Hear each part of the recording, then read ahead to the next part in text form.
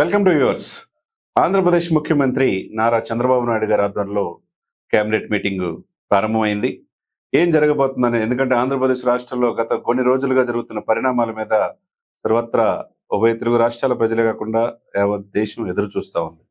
ఎందుకు శాంతి భద్రతలు విఘాతం కల్పించడానికి వైసీపీ గతంలో పాలించిన వాళ్ళు, అంబటి రాంబాబు గారు లాంటి వాళ్ళు ప్రయత్నం చేస్తున్నారు. దీని వెనుక పోలీసులు యొక్క చర్యల మీద ఆరోపణలు వస్తున్నాయి. ఈ అన్నిటి మీద కావచ్చు, భవిష్యత్తులో రేపు 11వ తారీఖు నుంచి 2025, 2026, 27 బడ్జెట్ సమావేశం, 14వ తారీఖు బడ్జెట్ ప్రవేశపెడతాం. ఆ బడ్జెట్లో ఆంధ్రప్రదేశ్కి నిధులు కేంద్ర ప్రభుత్వం నుంచి వచ్చాయి అన్ని కూడా డిస్కషన్ చేసే అవకాశం ఉన్నది. ఎందుకంటే ఇప్పుడు ఈ సిచ్యువేషన్స్లో ఈ యొక్క ప్రాధాన్యత సంతరించుకుంది ఈ పరిణామాల మధ్య.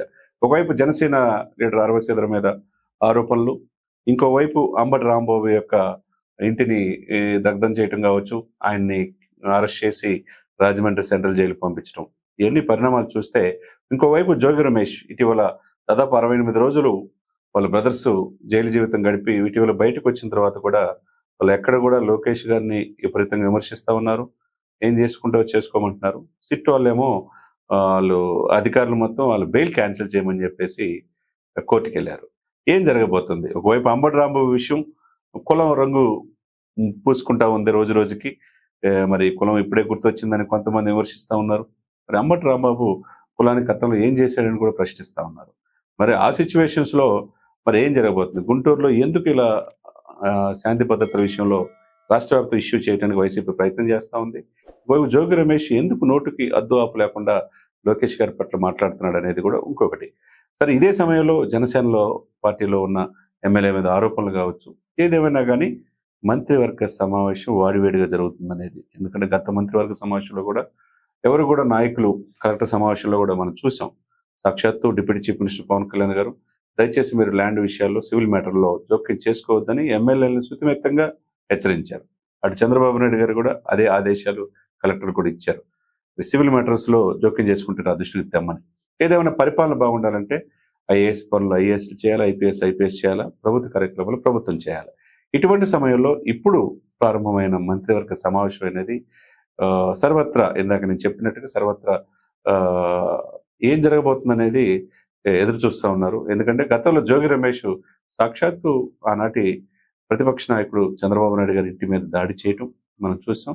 ఆ తర్వాత అధికారంలో వచ్చిన తర్వాత జోగి రమేష్ మీద కల్తీ మద్యం కేసులో అరెస్ట్ అవ్వటం, ఆధారాలు దొరకటం, కోర్టు 68 రోజులు జైలు జీవితం గడపటం, తర్వాత మళ్ళా ఇప్పుడు తన ఇంటి మీద బాంబులు వేశారు, తన ఇంటిని దగ్ధం చేయాలని చూశారు. తన బీసీ సమాజ వర్గం అయిన కాబట్టి నన్ను చంపాలని చూస్తున్నారని చెప్పేసి బహిరంగ ఆయన మాట్లాడుతూ ఉన్నారు. ఇంకొక అంబటి రాంబాబు గారు కుమార్తె మౌనిక మిగతా వాళ్ళు మాట్లాడుతూ ఉన్నారు. సో ఏం జరుగుతుంది రాష్ట్రంలో? శాంతి భద్రత విషయంలో ఎందుకు ఇంత ఇష్టపడిగా ఉంది ప్రభుత్వం? కూటమి ప్రభుత్వం, వైసీపీ ప్రభుత్వం అని కొంతమంది అంటారు. ఏదేమైనా కానీ చట్టాన్ని ఎవరి చేతిలో తీసుకోవాలని ప్రయత్నం చేయకూడదు. గతంలో హోంశాఖలో సరిగ్గా పనిచేయకపోతే మీరు చేస్తారో లేదని సాక్షాత్తు డిప్యూటీ చీఫ్ మినిస్టర్ గారే ప్రశ్నించారు. మళ్ళీ ఒకవైపు చంద్రబాబు నాయుడు గారు చీఫ్ సెక్రటరీ, ఇతర మంత్రులు, deputy chief minister Pawan Kalyan గారు ఈ సమావేశానికి హాజరయ్యారు. మరి ప్రభుత్వ పాలసీస్ ఏంటి? 2026-27 బడ్జెట్ ఏ విధంగా ఆకర్షించే విధంగా ఉండాలి? వీళ్ళు కూటమి విజయంకు ఎలక్షన్స్ ముందు ఏమి ఇచ్చిన వాగ్దానాలు ఇచ్చారు? ఈ బడ్జెట్లో ప్రాధాన్యత క్రమం ఏంటి? కేంద్ర ప్రభుత్వం నుంచి నిధులు ఏ విధంగా రావాలి? వీళ్ళు రాష్ట్ర ప్రభుత్వం నుంచి ఏ విధంగా వేయాలి? బడ్జెట్లో ప్రాధాన్యత ఏంటనేది 11వ తారీఖు నుంచి బడ్జెట్ సమావేశాలు, అసెంబ్లీ సమావేశాలు స్టార్ట్ అయితే 14వ తారీఖు బడ్జెట్ ప్రవేశపెట్టబోతారు. నిన్న కాక మొన్న మనం చూసాం, నిర్మలా సీతారామన్ గారు ప్రవేశపెట్టారు. ఆ తర్వాత ఇప్పుడు ఆంధ్రప్రదేశ్ బడ్జెట్ ప్రవేశపెట్టబోతున్నారు. మరి ఆంధ్రప్రదేశ్లో శాంతి భద్రతల విషయంలో ఎట్టి పరిస్థితులు ఉపేక్షించేది ఎదురు.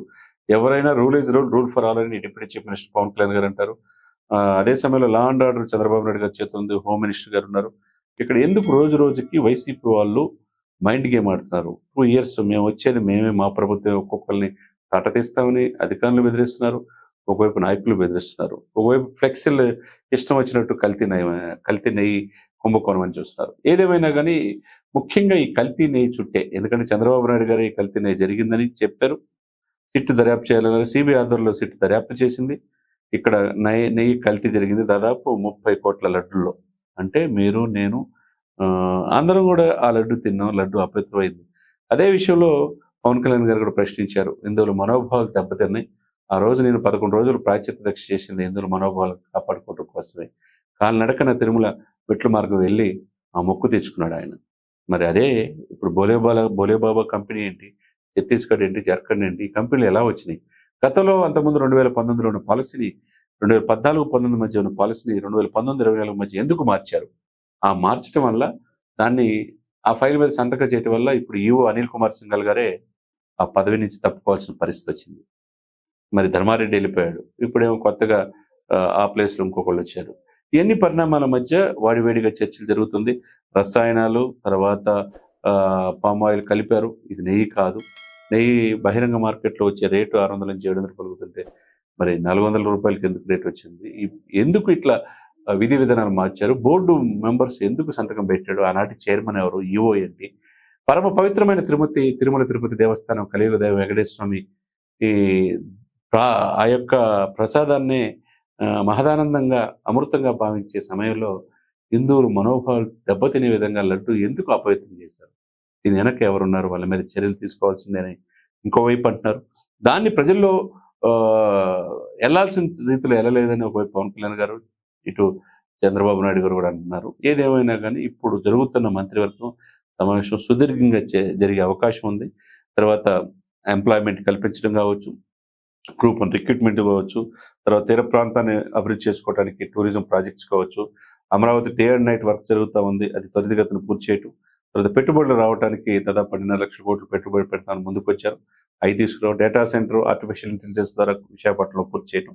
ఏదేమైనా గానీ ఉత్తరాంధ్రకి అటు రెన్యూబుల్ ఎనర్జీ అయన్నీ కూడా వస్తా ఉన్నాయి. ఇంకోవైపు మొన్న ఈ మధ్యనే మనం చూసాం రాజమండ్రిలో, కాకినాడ పరిసర ప్రాంతాల్లో గ్రీన్‌కో వాళ్ళది ఇంకో ప్రాజెక్ట్ రావటం. ఏదేమైనా గానీ అటు ఆంధ్ర, రాయలసీమ, ఇక్కడ ఈ యొక్క కోస్తా ఈ 3 ప్రాంతాల్లో అభివృద్ధి కోసం ఆంధ్రప్రదేశ్ రాజధాని అమరావతే.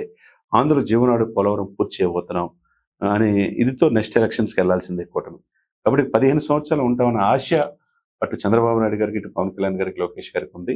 మరి ఆశకు తగ్గట్టుగా వీళ్ళు ఎలా పరిపాలిస్తారు? బడ్జెట్‌లో ఏముండబోతున్నాయి? పేదవాళ్ళని ఈ బడ్జెట్ విశేషంగా ఆకట్టుకుంటుందా? శాంతి భద్రతల విషయంలో చాలా స్ట్రెయిట్‌గా చాలా కఠినమైన నిర్ణయాలు ఈ కూటమి తీసుకుంటుందా? అనేది ఈ మంత్రివర్గ సమావేశాలు చూస్తే గాని తెలీదు. ఏం జరగబోతుందో మరి కాసేపట్లో మనకు తెలుస్తా ఉంటది. ఏదేమైనా గానీ శాంతి భద్రతలు ముఖ్యం. ప్రజలు సుఖ సంతోషాలతో ఉండాలన్నా, వాళ్ళ ఆస్తులు సంరక్షించుకోవాలన్నా శాంతి భద్రతలు ఉంటేనే, లా అండ్ ఆర్డర్ కరెక్ట్‌గా ఉంటేనే అది బాగుంటుంది. కాబట్టి లా అండ్ ఆర్డర్ ఎవరు అది ప్రతిపక్షమైనా, ఇటు అధికార పక్షమైనా వాళ్ళ చేతుల్లో తీసుకుంటే సామాన్య ప్రజలు ఇబ్బంది పడే పరిస్థితి అవకాశం ఉంది. కాబట్టి ఎవరు తప్పు చేసినా చట్టం దృష్టిలో ఎవరైనా సమానులే. కాబట్టి ఆ చట్టానికి తగ్గట్టుగా rule is rule, rule for all అనే విధంగా ఇప్పుడున్న అధికార పార్టీ కూడా వ్యవహరించాలా? ఎవరైనా తప్పు చేస్తే నిర్మోహమాటంగా వాళ్ళని అరెస్ట్ చేసి జైలుకి పంపేయాల్సిన అవసరం ఎంతైనా ఉంది.